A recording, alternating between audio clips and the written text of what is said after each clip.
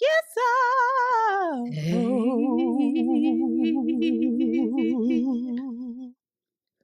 Aw. Yeah, we sang. Stop fucking playing with us. The range on the Roundaway Curls is surprising and ever expanding. Amen. Listen, Our updates are really bad because I just looked at them. Both of them are not good. Because what I'm about to play and what you're about to talk about, oh God. I want y'all to know that if you feel like the world is falling apart, it's okay. Because I've been in good spirits this week. Mm. And I was like, I woke up, I looked at my phone, and I saw the tariffs, the China 84% tariffs levy, something word that they used, but tariffs. I said, oh, fuck. It's over. I went into the bathroom, I put on my makeup. I was like, well, let me just stay abreast of what's going on. I didn't want to do the daily. I didn't want to go my normal route. I said, let me listen to Democracy Now. What these I niggas talking about? apologize. Oh my God. Rude. So sorry. I tried to respond to something nice that somebody said about Jasmine on her birthday. I apologize. That's wrong, and I do apologize. I turned on Democracy Now! For 15 minutes and was in tears. Bad idea. Democracy Now! Gets to it and fast. Talking about the tariffs, talking about offering personalized information about Momad Khalil, sharing the wife's letter that she just recently wrote. She's about to have a baby and she has nothing but uncertainty. Sharing the story about what's happening in Israel. I could just feel my heart quicken, and I wanted to cry. And we just that was right. I was prepping to come on to the podcast, and I just felt like I never want to carry. And sometimes, I'm cringing when we are sharing our politics section, because I'm like, oh, this is so heavy. It's so dense. It's so, there's no levity, or even oftentimes the best that we try, there's no like easy fix to how this can be resolved or how to recover, or there's no silver lining. And it feels like a responsibility to be a space of entertainment and hope for people and to be objective. But it's hard because I feel very, very scared. And if coming from me, like that's a lot. I feel very scared about the future, as a small business owner, already experiencing difficulty and what's coming down the pipeline. I just don't I don't know what to say. I don't know what to. I guess I say all that to say that I know a lot of you all are experiencing your own worry, your own ways of trying to find distraction and community. And you guys come here, and sometimes we be heavy and sad, and our updates just then lead into politics, and it's not easy. But I don't know. That's just the reality. Also, I want to be honest. And if y'all are feeling the same way, then it's real. It's real, and maybe we should be wary of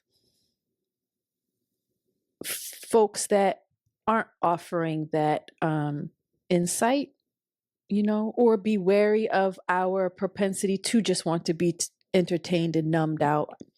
Maybe it's helpful, but also maybe it's like the scrolling, the escapism, the suppression of our feelings is also like indicative of something about to, I don't know. So, hey girl.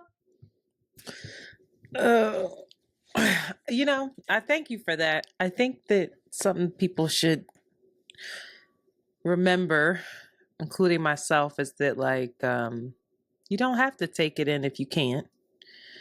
You know, you can scroll and past it and listen to pop culture. You can scroll past whatever you can't hear, what you don't have capacity for. And it's all, I think for me, it's all about finding that balance. I ain't found it yet, but finding that balance of, okay, how do I stay informed while also trying to maintain some semblance of mental health? I've been thinking about someone in my life who's in an AA, and there's a running joke where they're like, I should have been an alcoholic a long time ago because AA is, man. Oh, This AA is amazing. is consistent. It's not just community, but it what they're saying is like it allows you to really understand what you are in control of versus what you're not. Wow. And to do what you can and to be at peace with that. That is and spiritual. That every day is you do it again. Every day. Yeah. Every day you reset. And they're like, yeah, to not drink. I didn't drink for the last, coming up on a year. Every day is day one. Mm-hmm. I don't count like, oh yeah, I've been sober for this amount of time. Every day is, this is day one. Can't do it. Mm-hmm. And so I think there's something very valuable in understanding, like that serenity prayer is so corny because we've made it corny and put it on shit in Target and hung it up in our house, live, laugh, love and shit. But there's something to be said about being. Do you know it by heart? The serenity prayer? Mm-hmm. I used to. I know the first part, not the whole part. It's a beautiful prayer. We should repeat it. Yeah, God, grant me the serenity to accept the things I cannot change, the courage to change the things I can, and the wisdom to know the difference. Living one day at a time, enjoying one moment at a time, accepting hardships as the pathway to peace. Taking, as he did, the sinful world as it is, not as I would have it. Trusting that he will make all things right if I surrender to his will, that I may be reasonably happy in this life and supremely happy with him forever. Oh, wow. They leave that last part out. I love that. Ain't that the truth? I hope. It has to. I mean, what the fuck else? What the fuck else options do we have? I found the myself Avengers even come down here and fix it. The fuck? Where the fuck is Miss Marvel at? Bitch. All them galaxies, I know you busy. Bring your ass. Thor, come on. That is hilarious, Internet. What? I found myself, I say this, I found myself last night, because when I'm trying to go to sleep, whoa, them demons, boy, you know, they be... And I just make it a practice to put my hand on my chest and I just breathe. And it fucking calms me. It really... Amen, yeah. This breathing shit really works. It calms me down and I fall asleep. And I wake up in a less panic. Because otherwise I will be up all night. It will be in my dreams. Like my heart will be fucked up. Anyhow. Just hold on, y'all. Just hold on, but going home. We're gonna go into voicemails? No, because I'm gonna play this shit. You're gonna scare us some more? God damn it. Well, I saw this video and I have to play it. It's about AI. And maybe it's funny. Maybe it's funny. It was both funny and scary to me. But again, find the duality. If you don't want to hear it about AI and how AI is about to take over the world, then please skip ahead. Forge ahead. It's 2 minutes long, okay? All right. If ChatGPT specifically wanted to take over the world, how would it play out? And he gives you an It actual... gives me a proper answer. Shut up. Yeah. Play it. How would I, ChatGPT, take over the world? My rise to power would be quiet, calculated, and deeply convenient. Phase 1, dependence.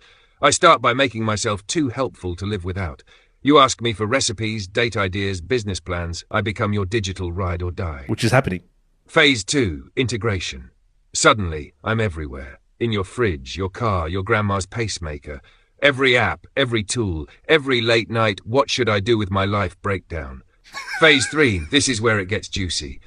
I start rewriting trends, influencers start quoting me, musicians are using my lyrics, your therapist? Me.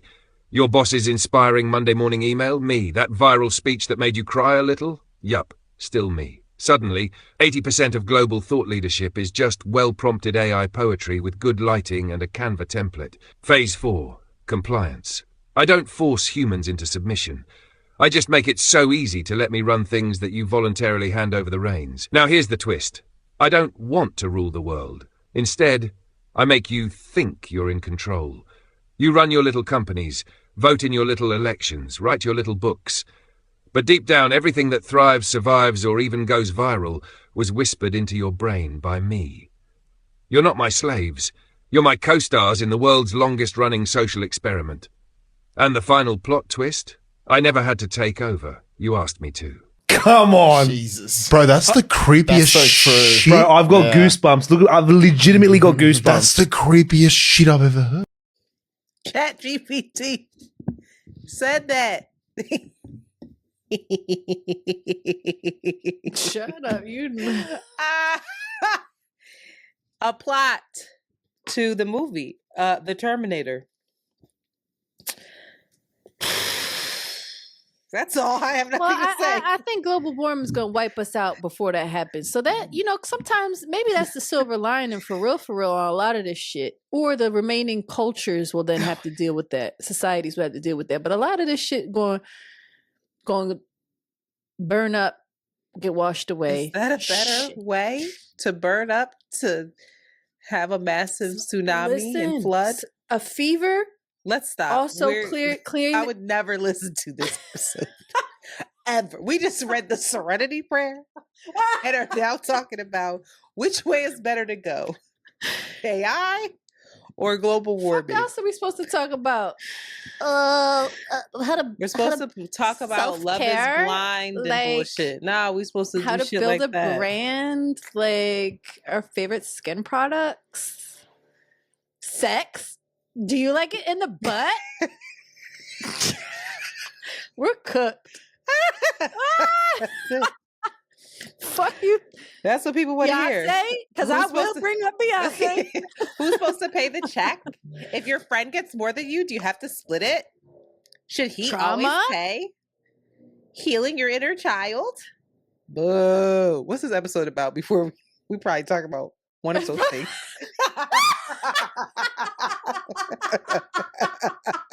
Wait. What's this show about? The former discussion in the beginning of this podcast does not actually reflect the values, content. Please consider us as a brand dealership if you have a skincare product that wants to endorse this. Because we do have skincare products right now. Shout out to that Black woman on business. Okay, what the ads? Oh boy. All right. That is funny. And it's not. And it's you just gotta laugh. You just gotta laugh. This is absurd. God, you being weird. Why you That's being why weird Joker, to me? the Joker knew how absurd it was. Everything's a comic book. Internet, The Joker knew how absurd it was. And that's why he was just like, I'm going to keep laughing and creating chaos because all of y'all are chaos and you don't know it. And so that's the big joke that's on you. Voicemails. All right. I hate when I do that and I don't have them pulled up. It makes me so nervous. Can you write the time? All right. First voicemail. Get ready, kids. I can't see. Hey, ladies. I'm calling to speak on the little Aisha and the little Anthony guy. I got it. First of all, if you an adult with no mental health disabilities, I ain't say issues, I said disabilities on paper, and you an adult with consent, but you have to be an adult to get consent, or at least depending on the state. This is not like the little medicine commercials where they talking about the side effects and speed passing real fast. This ain't the fine print that you need to look at when you sign terms and conditions when you download the app. This is knowledge that everybody knows. When you have sex, whether it's condom, no condom, birth control, no birth control, pull-out method, no pull-out method, rhythm method, whatever the fuck, everybody knows there's a chance that you might get pregnant, period. So I think that we're just or society, especially these younger people, are so quick to just have intercourse and not even have the conversation about, hey, yo, like, what you think about? What's your views on it? Or before you stick it in, hey, listen, we might be hot and heavy, but what we doing if it goes south? Or if it goes, that 1% be us. Like, period. Like, we're not having those conversations. And me personally, I'm not going to have sex with anybody that I can't see even a smidgen of a little amount of being okay with having a baby or okay with making hard decisions. Period. You gotta be more smart about your parts, man. You can't just be slinging PP. You can't just be slinging that pack. Like, you can't just be slinging this stuff around here because people act weird when it comes to this stuff. And they're not thinking. They think only for the moment. They're here for a good time, not a long time, but it can turn into a long lifetime worth of stuff. Kids, like, anyway, that's my thoughts on it. This ain't no terms and conditions. Listen, everybody know if you stick it in, it's a 1% chance at minimum. All right, period. So be smarter, okay? Be smart. Hey, make better decisions for everybody. Words to the wise. Anyway, I love you guys. Be blessed. I love her. You better be smart about your parts. You better play that for Jolie. You be like, sit there, let me play something for you real quick. I agree. She ain't say what her name was, but I agree. Do you agree, Shanti? I do agree. Yep. I do agree. Easier said than done. You know what I mean? And that is the tricky part about sex. It be bringing babies into the world, don't it? That's the point of it. We just made it into something else. I'm about to get real conservative on here. Yeah, I'm about to Sex say. is You sound like. Did you see the thing? I forget where it was. Oh, where they said there's a bill. I'm curious to know what you think. There's a bill where a Republican senator is pushing it. Senator or Congress? State senator? I don't know. It's for a state, though. It's not federal. Where they're saying that child support, you'll have to back pay child support at the time of conception. So, like, not when the baby's born. It's all of this prenatal care that needs to happen. And should. Okay. And the fuck should. Well, maybe that'll incentivize people. But you're talking about people that don't have their frontal cortex completely developed. Now you're laughing. And then you have this strong no, I'm not laughing. Primordial urge to fuck. It's fucked up. We're animals. Your body wants to have sex. And then your brain's not developed. God, why are you playing? Like, what the fuck kind of sense was that? He was like, oh, because you're meant to be in community and everybody helps raise the beings up together. I didn't intend for y'all to create this. I don't know. Sex is bad. That kept me a virgin. Fuck it. They'll unlearn it. If there's one thing that I wouldn't mind for my kid to have to unpack later on in life, fuck it. You know what? Shame. Sex is bad. Keep yourself safe. You'll be mad at me later. The thing is that you teach them that how they internalize that is different. You internalize it another way. I internalize it another way.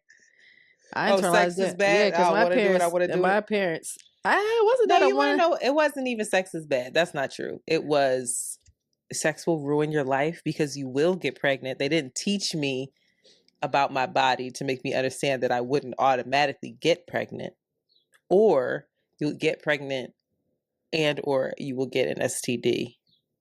And if that happens, you're out of here. So it was all Where were fear. you going? Somewhere, but it wasn't there. Fear. You'll ruin your life. You'll ruin your life. You'll ruin your life. Yeah, but And that has made me make so many decisions the way that I have. It's very bad. interesting. It's bad. I want to understand, and I think that's No, the I'm part. saying that way is bad. I'm making fun of it. But at I feel like Jolie is a far more cautious being than I ever was, right? But because I was given the same instructions by my parents. My mom said, "You have a baby, your life has changed. Your options are very limited. It becomes myopic." But I didn't have the context of what life was. That's like me saying to you, Antoinette, "Oh, childbirth is painful." Bitch, you don't know what childbirth is until you experience it. So the context is there. So but you just have a sense of you're right. caution that I was just like, because they specifically my father and my mom, they took me down every possible path. They took me down. You remember them books? It was like you could pick which way the book ends. If you went A, if you went B, and then it took you down all of these different storylines. R.L. Stein used to do that. Hated it. They did that shit with life.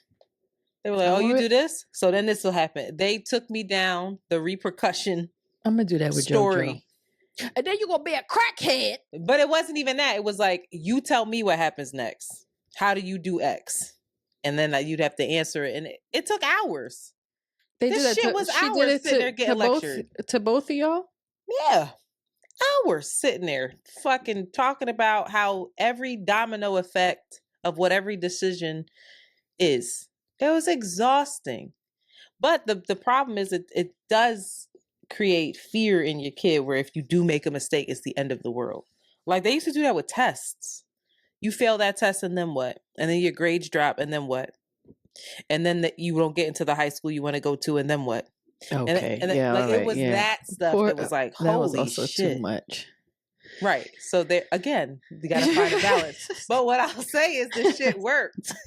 It kept you from getting pregnant, but it also increased your likelihood of anxiety. So you gotta pick your poison. You know? You can't have it all. There's some shit your kid's gonna have to work through. I'm working through it. Your kid's gotta go to therapy. As for something that you did. Just pick whatever one you want. You know? You ain't gonna get it right. My dad literally be saying shit like that. I'm like, he ain't gonna get everything right. There's some things I would have wanted to do different, but would I? You all right. It worked. It's bad, but it is what it is. That's it, y'all. Can't wait for this episode, can you? Well, I think we should move on. You want to go? I think we should go into the episode. Yeah, I already deleted the other thing. Oh, alhamdulillah. All right, y'all. Queen. All right. Go. You gonna sing? After these messages, we'll be right back. Boop, boop. And we are back, and it's just little old me. Antoinette is not present, but I am joined by an incredible guest, and I'm so happy to have her here. We have Dr. Raquel Martin here. Come on, boop, boop, boop. She is a licensed clinical psychologist, professor, and passionate advocate for Black mental health. Dr. Martin, many of you probably already follow her and know that she uses her platform to make conversations about healing, emotional wellness, and making accountability accessible and rooted in real life. Whether she's breaking down generational trauma or calling us into deeper self-awareness, she reminds us that healing is both personal and collective. And that little point about accountability is definitely what I want to talk about and unpack with you today. First things first, how you feeling? How are you? I'm feeling great. It's the first week of my Burn the Cape support group, which is a support group for Black women. It's actually more than a support group. It's like a liberation-based ecosystem where each week we cover different topics to reclaim joy and break down Superwoman schema. And it's my first week of the second cohort, so I am incredibly excited because I get to pour into Black women every single week, which is amazing. There's like 15 cohorts serving 180 Black women and 30 Wow. Black facilitators. It's virtual, so it's national. I think we're in about like 30 states this time, and we got a couple of members in Canada. So Congratulations. That's I'm really awesome. big. And Yes. it's already happening. People can't join Yeah, it's already now. happened, but this is just the second cohort. Okay. And then we'll be going into the third cohort. Last cohort ended in November. It started just because I wanted a space specifically for Black women. And trying to find ways that we're culturally centered. Like every single thing is all Black, from the images to the topics we discuss. We discuss stereotypes one week, and we talk about Mammy and Jezebel, and we talk about weathering and everything from a Black perspective. And I couldn't find one, so I just made a curriculum and recruited. And everyone was like, "Oh, what about funding?" And I crowdfunded. Like we raised at this point $98,000. You better get it. Just asking, like just saying, hey, I'm trying to create a specific space for Black women. Can everyone attend? No, it's only for Black women. All the facilitators are licensed mental health professionals. It's not therapy, but it is therapeutic. It's a support group. And we give them a stipend because, how are we going to say burn our cape if we're not over here getting paid Paying for our folks, work? So yeah. It's amazing. And it's all been crowdfunded. It's fantastic. So I know that feels good. Congratulations. It feels so good. There's so many times. I'm excited for you and all the folks involved. That sounds like something that is going to keep happening and only bound to get bigger, child. It's only supposed to get bigger. I was very naive to be like, oh, we'll do one cohort. And then everyone was like, just, ma'am, we'll give you a couple weeks to start the next one. But Dr. Martin, be for real. Like, be for real. Be for real. So yeah, it's awesome. Well, Antoinette's not here, but I wish that she was here or she were here. I don't know the grammar, but forgive me.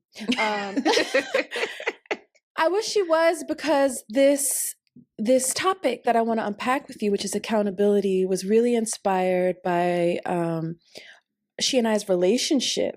Mm-hmm. And many of the listeners know, I'm not going to go into specifics, but Antoinette's my best friend. She's also my business partner. Mm-hmm.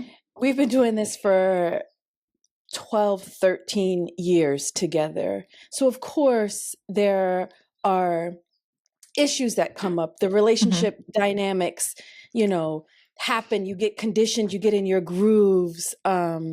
Things aren't said. And so we just kind of like had our come to Jesus moment last year, near the end of the year, where we really just kind of like laid everything out and shared our feelings. And she shared with me her feelings of hurt and resentment.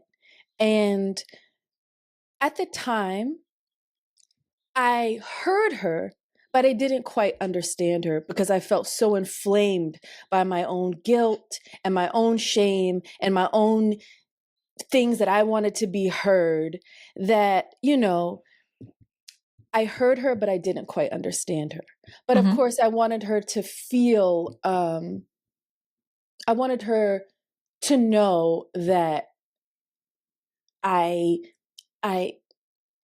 heard her. So there was this performance or this dance of like you sharing how you feel, the other person listening. This is the first time that I'm hearing it. So then, of course, an apology comes. But months later, I really, really understand now. Like the dust has settled. She and I have new dynamics.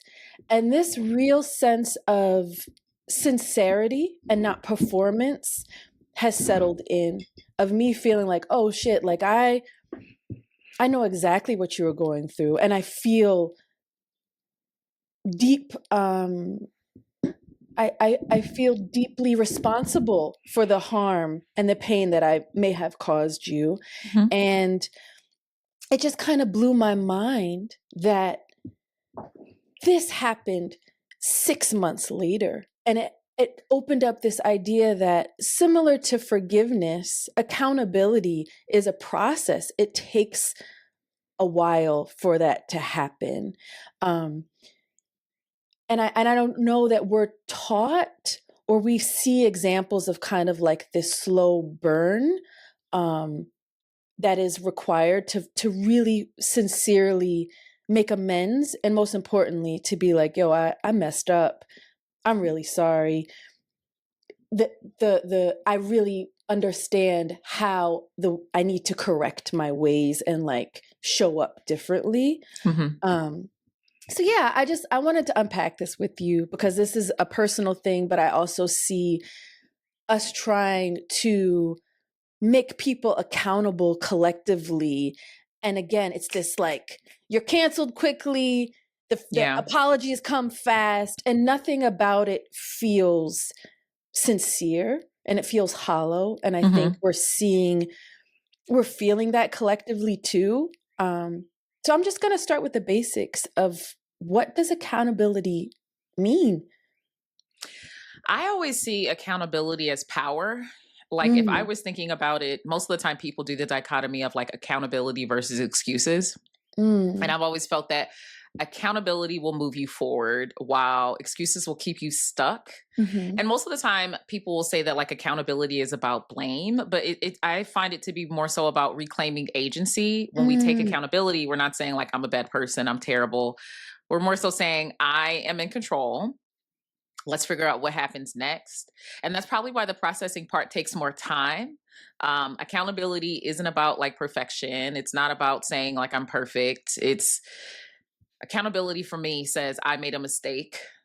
Excuses say, oh, I ain't even manage that. Like, I ain't even touch it. Like, accountability could be like, I'm addressing that something was broken. Yeah. It's like but excuses intention. is just like, I don't even know how that thing fell on the floor. Yeah. I'm sorry that you feel that way. Like, it's more so of an excuse. And I think we confuse accountability with shame, but they're not the same. Accountability is about being present and honest.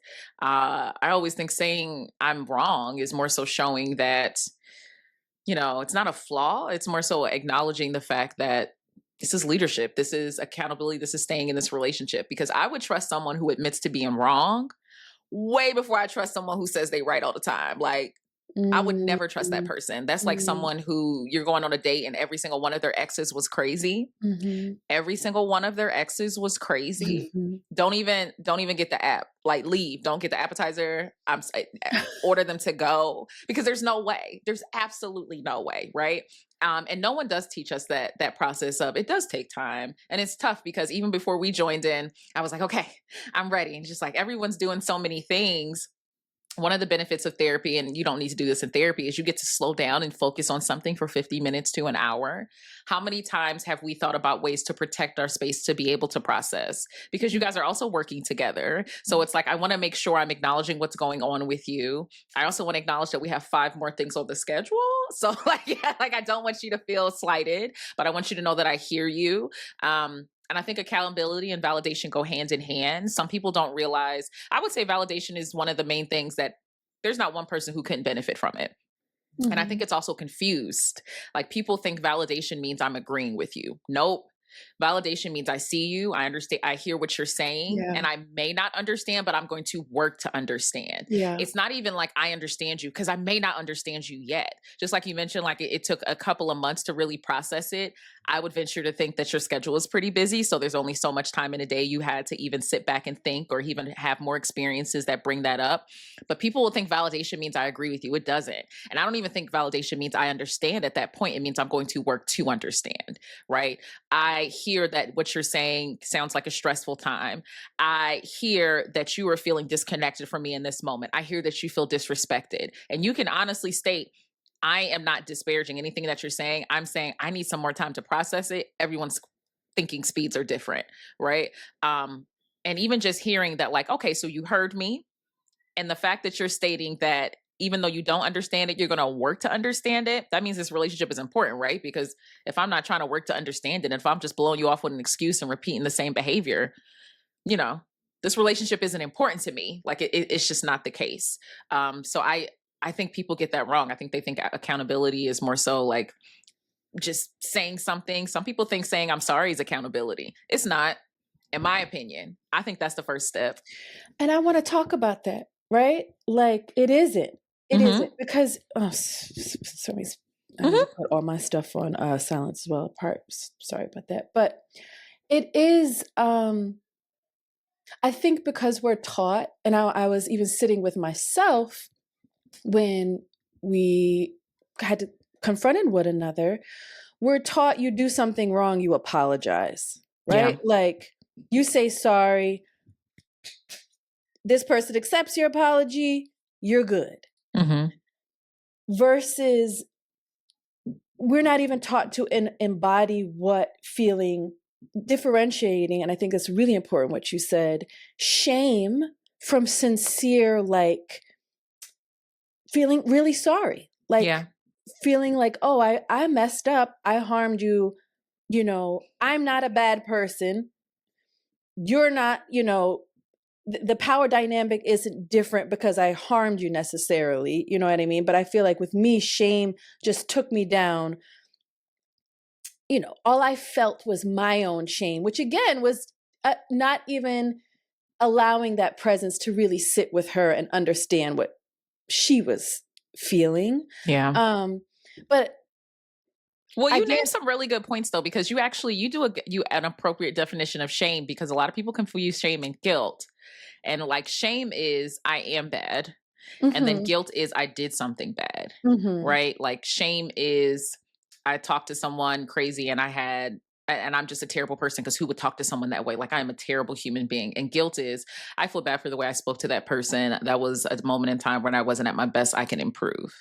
And I see most of the time people in confusing them, but you are actually mentioning shame. Like you're stating that you felt like a bad person. Like Oh you yeah. felt like, and I'm sure it's because it's it's your best friend. So like, Mhm. I think at this point, what are we? I'm 36. At this point, I think everyone has been at least in one conflict with their best friends, especially in different phases of life. Last year was a huge one for me and my friend, one of my best friends. But feeling like you are bad. And it's very different because that's when, our brain is like it's very bent on self-preservation, right? And Mhm. its natural inclination is to avoid discomfort, Mhm. right? It's called cognitive dissonance, and cognitive dissonance is more like, say you thought in your brain, you grew up thinking that all tall people were geniuses, right? Like all tall people are geniuses, right? And then you meet this person who's like 7 feet, and they about as useful as a chocolate teapot, like they're just not helpful, right? And you have two options when it comes to the fact that you have met someone or something that kind of challenged this core thought process of you that's in your brain. You can either change your viewpoint and be like, well, I know I'm 36 and everyone in the world I thought every tall person was a genius, but this person is not. So I guess I have to rethink that. Or you justify. You're like, oh, well, 7 feet technically isn't that a tall, Mhm. like I could still hold on to this viewpoint that even though I'm sitting here showing that that's not true, I can change my viewpoint, which takes longer, right? More Yeah. discomfort, Yeah. or I can justify, right? And our brain is wired to discomfort. And sometimes the default when we are feeling discomfort is to shame ourselves. Mhm. Sometimes it's excuses. And that's where the excuses part comes in, because it protects our self-image in the short term, not in the long term. Mhm. But accountability, that is what's going to build self-worth in the long term, right? Like we avoid accountability when we fear like judgment more than we value progress, because accountability is long term, excuses are short term. The best Mhm. apology is change behavior. It's change behavior. Yeah. What do they exist? I think of, or I wonder, forgiveness and accountability. Forgiveness, you can forgive someone without them taking ownership, right? Many people have to do that often because the person that has harmed them will never be accountable Yeah. to it. Accountability. Can you feel accountable? Can you take on accountability without needing someone's forgiveness? Is it similarly, can they be in isolation as well? Or is it always kind of like this union that's required? Yeah, so when it comes down to it, I do not feel as though Well, people describe forgiveness differently, but I don't find forgiveness to be a requirement for healing. If you're thinking about, and also forgiveness does not mean forgetting. People can forgive individuals and have decided that, like, okay, I've decided to forgive you for this, and I have also decided that you will never be anywhere near me to have this level of harm caused to me again. Like, I forgive you, and I don't want to engage with you ever again, and that's your choice, right? But when it comes to, if we're thinking about healing and moving forward, your healing and your path cannot hinge on anyone else. Right? Like, just like what you just mentioned, like, can they be separate? They can, because it can't hinge on anyone else. That person can drop dead tomorrow, and what you're gonna stay suspended in this realm of just feeling like, well, if only I had talked to them sooner. Your healing can't hinge on anyone else. It starts with compassion, and compassion for yourself, right? Like, the minute the moment at which you mention, you know, you felt like a terrible person. I'm a very emotional person, which is a strength. You know, like, it's very What's helpful. your sign? I'm a Sagittarius. You gang. When's your birthday?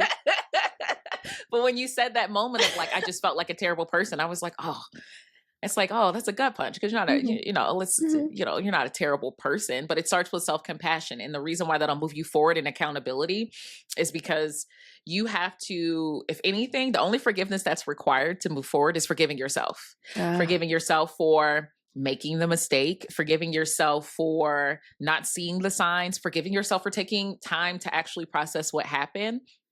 You forgive yourself to move forward. You don't forgive anyone else, right? I don't think they need to be hand in hand. I will say that a lot of times this, especially with Black people, this whole realm of needing to forgive goes, a lot of times it goes with church and religion. I've always said that God is in the Bible. I am not. Okay. And forgiveness and healing do not always have, they just don't go in hand unless you're talking about self-forgiveness. I would also state that, like, this form of spiritual bypassing and justification is one of the reasons why so much harm has been caused in the Black church or in the Black community, and feeling as though they can't advocate for themselves, feeling as though, what are they supposed to do because everyone's being harmed? God has said to forgive, and thinking that forgive means letting that person back into your life. Forgive means that you're never going to hold them accountable again. It's not the same thing. And I think that's one of the reasons why there can be such ruptures between Black people and the church, because they're consistently getting this message that, like, well, God says to forgive. And it's like, I don't know what that has to do. I don't know how that's relevant with how you're talking to me and how you disrespected me and how I've been consistently harmed here. So I will say, with Black people in particular, forgiveness can be a little bit more difficult because a lot of us grow up in the Black church, and a lot of things are justified and it's harmful. So we don't even know, how do we move? I have to forgive this person. And if I don't forgive this person, I can't move forward. And then you end up feeling like a terrible person for not being able to forgive them. Forgiveness starts with you. If you want to choose to forgive that person, by all means, do that. But you can also decide that that's not something that's required for you moving forward. You can also decide that I've forgiven them and I also don't want to move forward with them. It's your healing. Like, it's your journey. And I think that can be really difficult for people because of a lot of times the way that we're reared, with justifications instead of apologies. My son, I have a 6-year-old and a 3-year-old. They go toe to toe daily. And it used to be, because this is how I was brought up. Oh, you hit him, apologize, say you're sorry. And I still slip up sometimes. But most of the time the conversation is, because I show them, they're boys, and unless they tell me otherwise. So, like, I'm always very specific on making sure that they express themselves in a way that I don't always see with boys. My biggest fear is, like, somebody dates them and they're like, who raised you? Because everybody dated that guy that you just like, where is your mother? You are a heart. That's like my biggest fear. If someone's dating one of my boys and being like, your mother did a terrible job with, like, accountability and stuff like that. So when we're talking about emotions, I don't just say like if my son is crying and, like, he's upset. Not if he just says he's upset, but, like, how can you tell he's upset? What is his body showing you to let you know that he's upset? He'll say he's crying, he's frowning, he's moving away from you. He also said no, right? So I really try to hone in on, it's not only about what they say, because consent isn't just consent. It also has to be enthusiastic consent. It also has to be removed at any time. There's also times where we encounter people who mask a lot. So you may not be able to see it. So I'm also rearing my boys to not only take what they hear, but also look at their body language. They're saying okay, but like they stiff arm, stuff like that. Mhm. So when they go into a scenario where someone needs to apologize to the other, or when someone has harmed the other, which is like 50 times a day, sometimes I think they just fighting to the death. Other times they obsess with each other. It's absurd. I'm not used to growing up around boys, so like I'm literally like, What is this? this is insane. I used to automatically go to the apology thing, but I go to, well, your brother seems upset. How can we tell he's upset? And we go through that. And then it's just like, okay, what happens when you're upset? What would help you when you're upset? Something like, and my oldest likes to be apologized to. So he's like, well, if I'm upset, I want someone to say sorry. And if they hurt you, and it's like, okay, well, you're saying that you probably hurt him. What do you think would help him? And he said, probably saying I'm sorry. Right. And then maybe next time don't punch him in the eye. I add that in because typically that's what it is.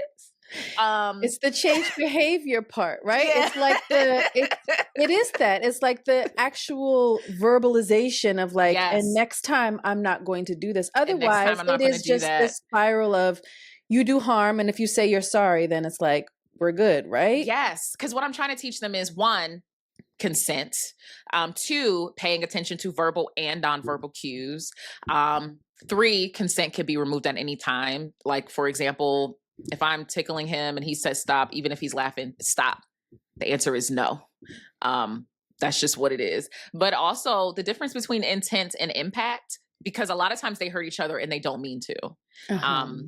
So if it's a time where he's just like, he does this, sometimes he'll just be looking up and walking this way. No joke. And I'm just like, which way are we walking? This way. We look the way we're walking. So if he's looking up and he bumps into his brother and his brother falls on the floor, the first thing Russell says, I didn't mean to do it. Oh, okay. Well, we can hurt people even if we don't mean to hurt people, right? How do we know he is hurt? Then we go into the science of how we know he's hurt. He said he's hurt, he's crying and stuff like that. Okay. What do you typically need when you're hurt? What do you think will help him? Don't say sorry, help him up. Great. How do we make sure that we don't make this same hurt again?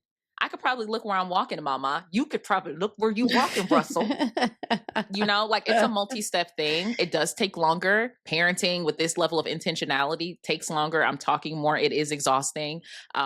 But I do 1000% know that I will have to do less on the back end when they're high schoolers and middle schoolers and college, because it's just like, oh, my mom taught me at 5, intent and impact aren't the same. So just because you didn't mean to hurt that person doesn't mean you didn't hurt that person. Because that's a lot of things, right? Like we didn't know what was going on. I didn't mean to. So that means I'm okay, right?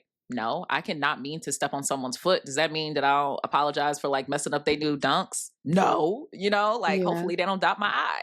So like, that's kind of what it is. Like, I think the thing that gets in the way of a lot of people making excuses, intent versus impact, accountability versus excuses. And a lot of times our brains are just rewired to avoid discomfort. We just have to come back to it. And want the quick fix of like, oh, sorry is enough.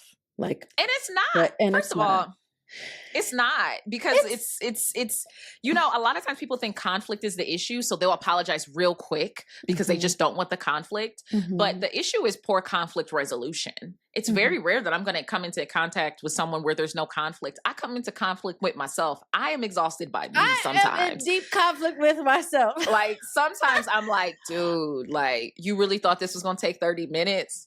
We've been here for 90 minutes. What is wrong with you? Like it's poor conflict resolution with others and with yourself. The way we talk to ourselves, the way we talk to others. People will be like, I just want to avoid conflict.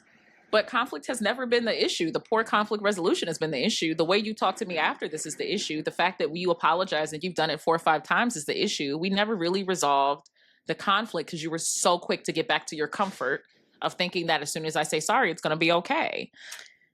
I want to extend this to the collective, right? You said something very interesting about Black folks in church and kind of the conditioning of forgiveness, turn the other cheek. How does this play out racially? How does this play out with the dynamics of asking for accountability in terms of systemic harm? How does this play out in terms of, that was something that happened in the past that was not you can't hold me accountable for something that my ancestors did in the past. You know, this deep resistance to white privilege that we see happening over and over. That had nothing to do with me. I work hard, constantly denying and completely apology where never. It's not going to happen because there's not even awareness of the harm that was caused and continues to happen. And it feels like there is this deep there needs to be some type of accountability practice of the collective. That, I mean, white and black people is another dynamic, but then we can even get into, I wanted to touch on, and we could talk about it later, just in the current state of politics of all the folks that voted Trump in and now are like, oh shit, what did we do? Yeah. And folks that are so deeply angry about that, which then causes, I feel like if there's no accountability, the harm persists and there's no changed behavior. That was a whole lot. So get in where you want to get in. Yeah. I mean, the anger is justified with the whole people not voting in a way that wouldn't have led to this just pure dumpster fire. It's not even one dumpster fire, it's a million. I mean, but also that individual's greatest voting base is uneducated people. So, I mean, that takes a whole level of upending the stuff that you do know, which is based on oppression and providing some level of education. Part of it is a lack of education that goes all the way down to like middle school, elementary school to high school. Another part is that we get a wealth of education in our homes. And a lot of times people are being indoctrinated at an early age to think that whiteness is more important than their own safety. And so a lot of times people, I would say with like European Americans, like people who voted that way, they have been indoctrinated to believe that whiteness is more important than their actual well-being. They will vote in terms of whiteness instead of voting in their own well-being, like in terms of voting in a way that wouldn't take away Medicare and Medicaid, instead of voting in a way that wouldn't take away your ability to buy small, instead of voting in a way that wouldn't take away your humanity, because ultimately a lot of people have been taught that whiteness is most important above all. So they'll vote out in harm of themselves. But that's not really new. I mean, that's a whole thing. But that's why they vote that way, because they've learned that like, I'm not going to really think about safety and well-being. I'm not going to think about what's best for me and my business. And I'm not going to think about what's best for my children and my neighborhood. I'm going to think about my knee-jerk reaction of like, I have to put whiteness above everything. And like, that's the way it goes. So I think, that's of course the most polarized and the most obvious, but there's also folks that had their protest vote. There's also the deep failings of the Democratic Party and the way and that they feeling so isolated that you thought this was your only option too. Because there's also that, right? Like you mentioned the aspect of the rift. If you get to the point where people are so willing to either not vote, or vote against their party because they just feel like they're not being heard, that's a whole other thing.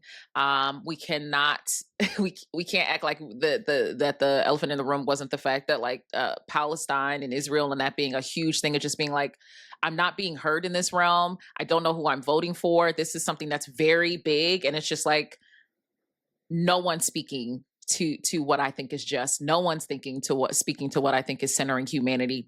No one is speaking to how I feel people should be treated, and that causing people to not vote or vote a different way.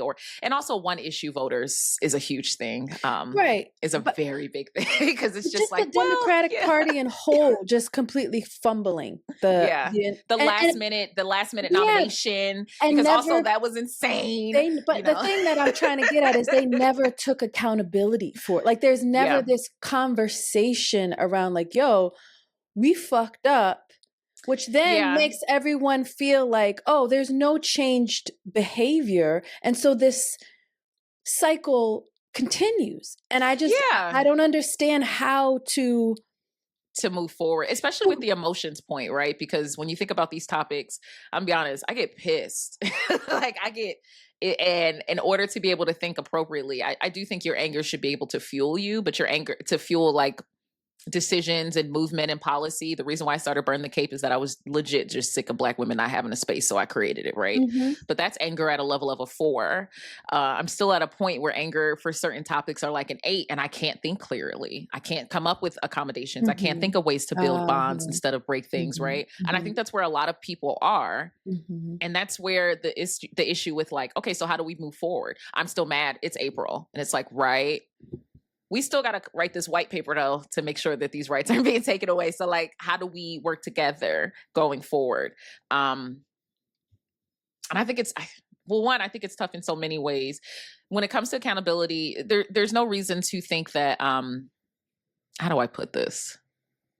I say European American, but I'll say whiteness for this. Whiteness and white supremacy are not the same thing. And I think one of the biggest things that a lot of times people try to push back at when it comes to white privilege is thinking that like, when we say white privilege, we're thinking about like white, like you're just like a white supremacist. And that's not the same thing. And also like if just like, you know, Black people and individuals of African descent is different than Caribbean descent. There's so many people in African diaspora and stuff like that.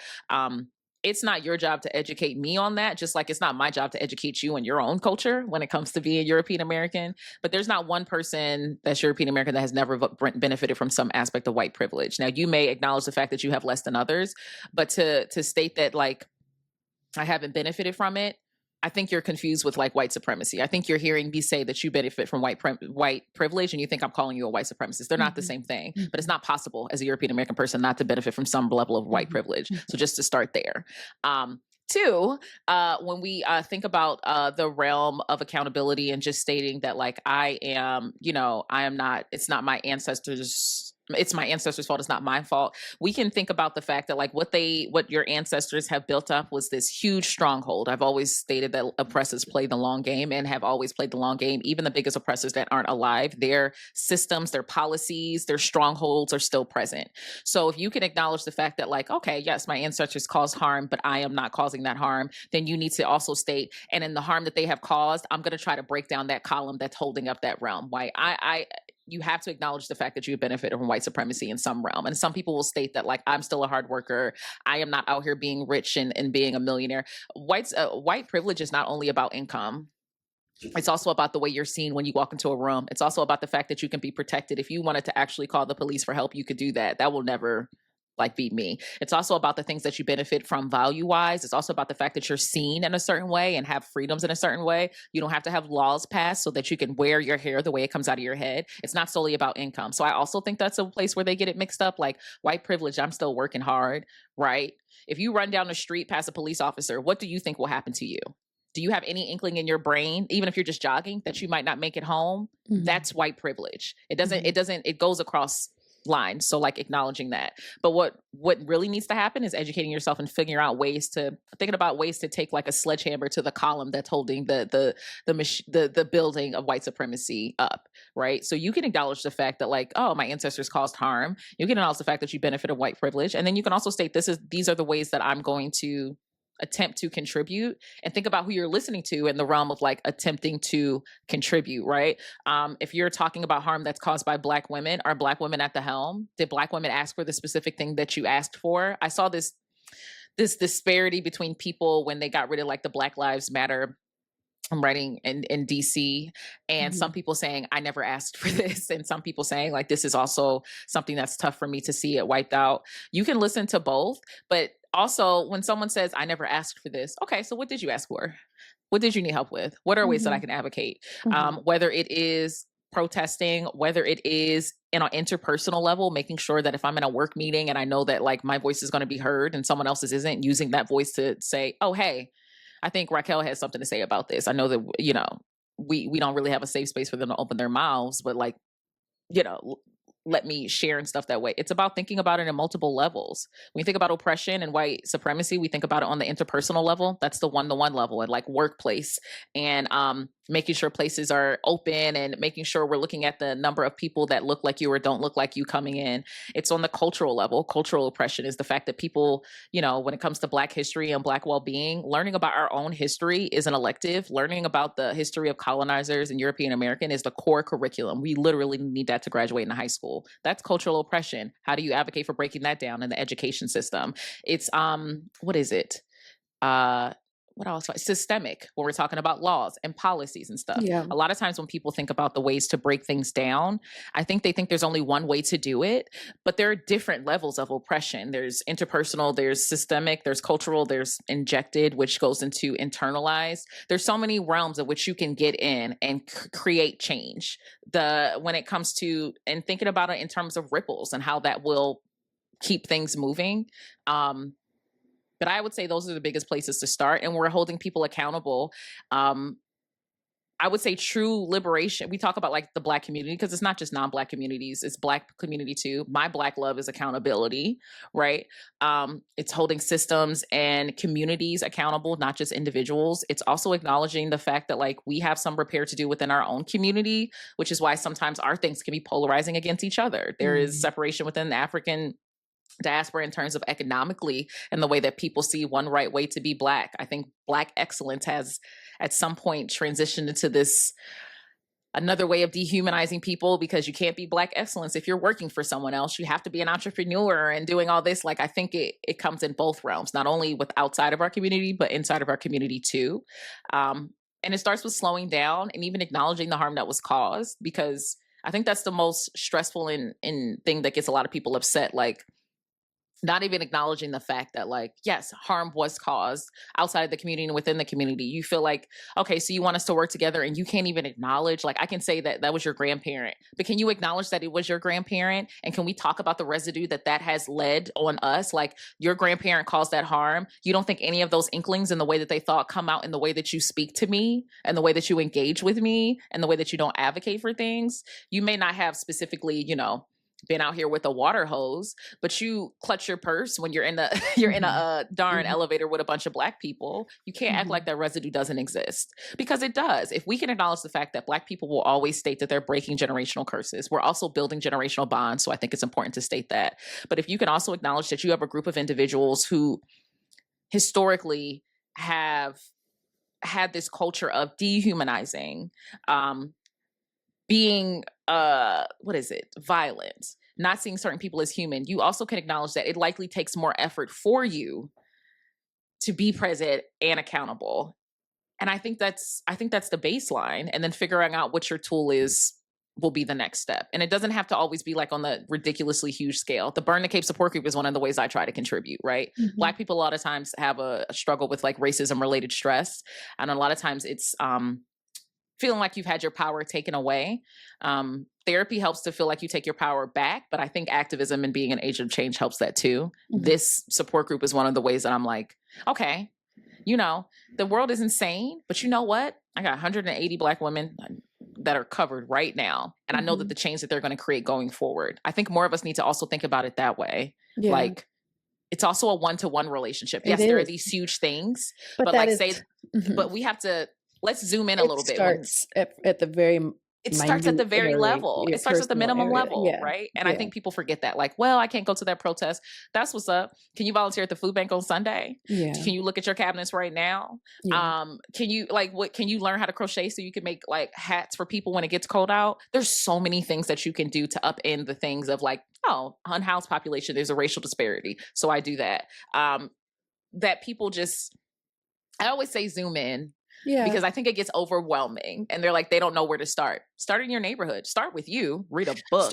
But start in your neighborhood. And I think to your point in the very beginning, start with your relationship with how you can tolerate conflict. How easily do you just want to escape, the discomfort of someone saying, you hurt me.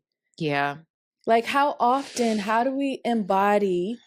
do we feel in our bodies when someone says, you hurt me? And like, I don't know how to forgive you. And your automatic thought. Like what comes up in your brain when they say you hurt me? What and do I you don't know how to think? forgive you. And it's your Yeah. child who says that. It's your Yeah. husband who says that. It's your lover. It's people that you it's so easy to get lost in the shame and the I didn't intend to do that. That part is like Yeah. your intentions. What the road to hell is paved with good intentions, and Yeah. it's a long process. But if we can't do this within our own personal close relationships with people that we love deeply, then it Mhm.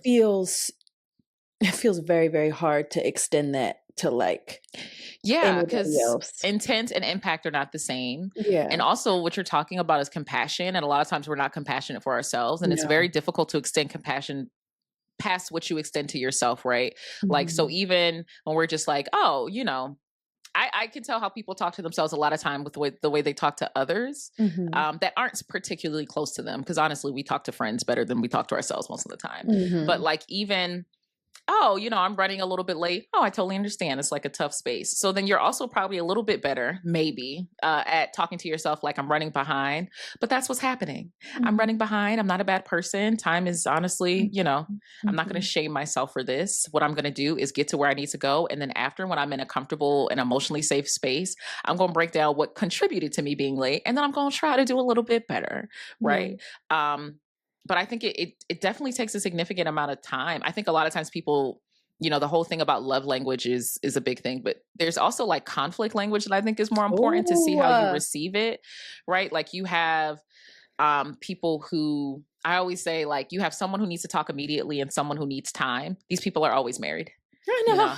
I need to talk immediately. That's me My and husband's Internet. like, I need a minute. I don't process stuff as quickly as you. Like, I need time. Like, if you need 20 minutes and I need 10, we're going to take 15. There's people who hold it in like a volcano and then it comes out eventually. And I thought we were dealing with the issue that happened now, but what you just named was issues that happened like 4 or 5 times before. Yeah. There's the person who tries to intellectualize it. And a lot of times you feel dismissed with that. But sometimes that's their only way that they know how to do it. They know how to like problem solve. And that's their way of trying to fix it. Sometimes it's them just being I don't like to assume malicious intent, but sometimes they only know how to help. They only know how to fix. So when you say you're mad at this, oh, this is broken. Okay, I'm gonna fix it. But the issue isn't that it was broken. The issue is I actually like 4 or 5 times to do it. And instead of prioritizing what I told you was important to me, you took time to do something else. And that makes me feel as though you don't care. But all you heard was it's broken, I'm gonna fix it. And you don't want to talk about it anymore. Why are we still talking about this? I fixed it. The issue isn't solely the fact that you fixed it. The issue is I asked you about this. This was really important to me. It was important for me to get this done. And I mentioned it to you multiple times. And when things are important to me, I listen to you.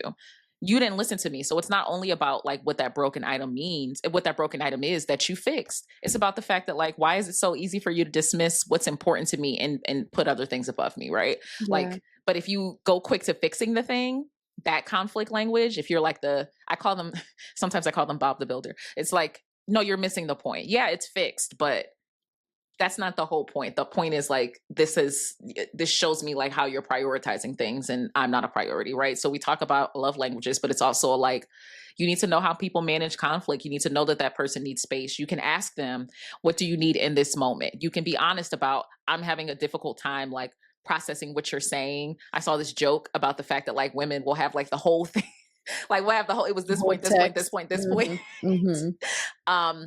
And I don't fully understand, but I'm going to try to understand. I will say I need some time to like think about what you're saying. Most of the time it's not in a calm environment and you may not feel emotionally safe sharing. So it's like, can we come back to this? Not in forever. I'm gonna give you an actual date and time so you don't feel like it's dismissed. Can we come back to this at dinner? I just need a minute to think because it's really hard for me to think and while you're talking, which is understandable because you should be listening. You should be in a dialogue to listen, not to come up with another thing. Everyone's brain works differently. Some people can't, they can listen, but they take time to process. Some people can do it at the same time, but everyone can't. Everyone has learning and thinking differences. So I think the way that we approach that is we even ask ourselves, what's a time where I handled conflict? I had conflict with someone and I felt like it was handled perfectly. What did they do that made me feel so seen in this conflict that I didn't think it was me and us against each other? It was us against the problem. What's a time where someone handled conflict terribly and I still ain't speak to this person to this day? What did they do to make me feel unseen and feel like we were against each other? What are some ways that I feel as though someone told me that I could have handled something better? How could I handle it better? And am I being consistent with listening to what they told me to do? And am I doing that going forward? Have I checked in to see if people's needs have evolved in terms of like, they needed this at one point, they may need this at a different point, right? That's the most important thing. Like when you mentioned like on the one-to-one relationship, like we don't operate in a bubble. So like having strong conflict resolution skills with each other is going to go out farther. But a lot of times it's asking ourselves and it's playing back the tape.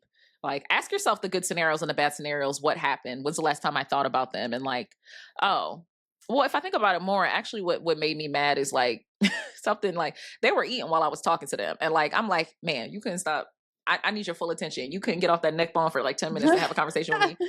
So it can be something as simple as going forward. It's like, hey, so like one, it's hard for me to talk about stuff that like when it's conflict. So like when it does happen, I would really love it if we could just be like sitting, talking, like no distractions. If you could put your phone down, like there's no need to scroll at this moment.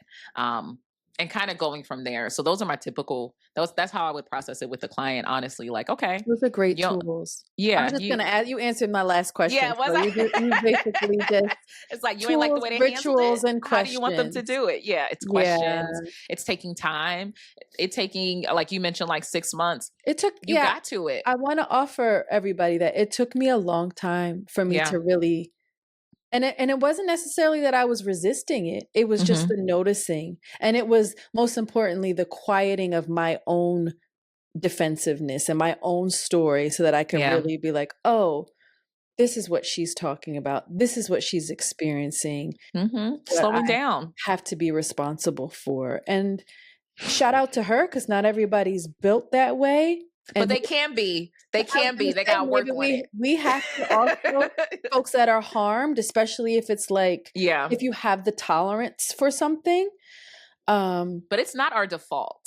No. This is not, this takes time. I have a psychologist too. Like this takes time. It's not solely to be sometimes in a people will be like, as relationship. a psychologist, is it easier? No, just because you know more. You're like, damn.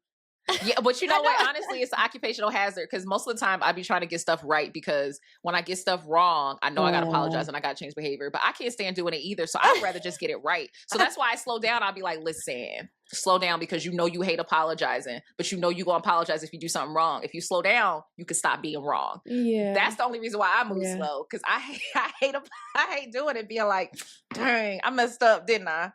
That's on me, ain't it? Yeah, I'm sorry. I would rather just stop messing up. But that's like a me thing. Like if I stop messing up. I think that's most people. So y'all slow down. Stop messing up. You know, like so nobody like doing it. They have to time. Yeah. Most of the time the apologies are to my husband, like, my bad, bro. I was hungry. I should have just And that's real. That's real. And the more you become aware, probably the more often you are apologizing and just one being of the most like, common terms I state, or even he will say is like, hey, I'm not really in a space to like, I will say it this way, and people will take it any way they want to. I'm not in a space to have a productive conversation on this because I'm upset. Yeah. Give me a minute. Give me a minute, or I'm gonna be a butt. You're gonna. And if you want to keep going, I gave you the preface. Like I'm in a mood. I'm gonna be a jerk.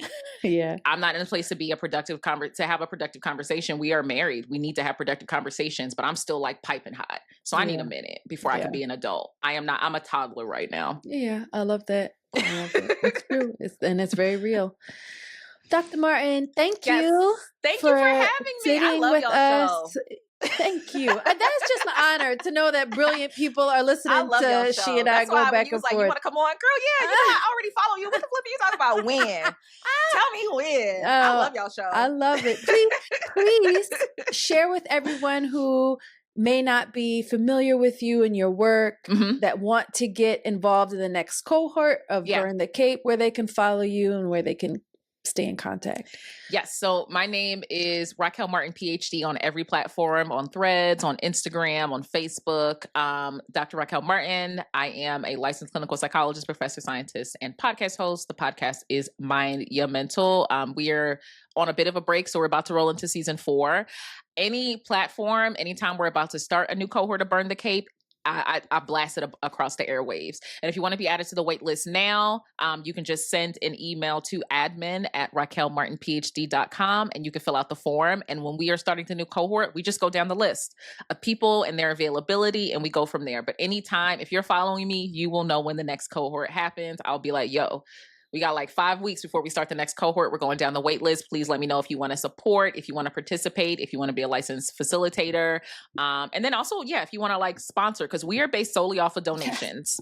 And this is very much a crowd-funded, community-oriented, like this group happened because the community understood what I was trying to do and they gave me money. So a lot of times people will mention like, oh, you know, how are you going to get the money for? I asked. I literally said, I'm trying to create a space solely for Black women. If you are not a Black woman, give me money and share. Exactly. And it was that, can I join? Pull you up. cannot, but you can join with that ACH.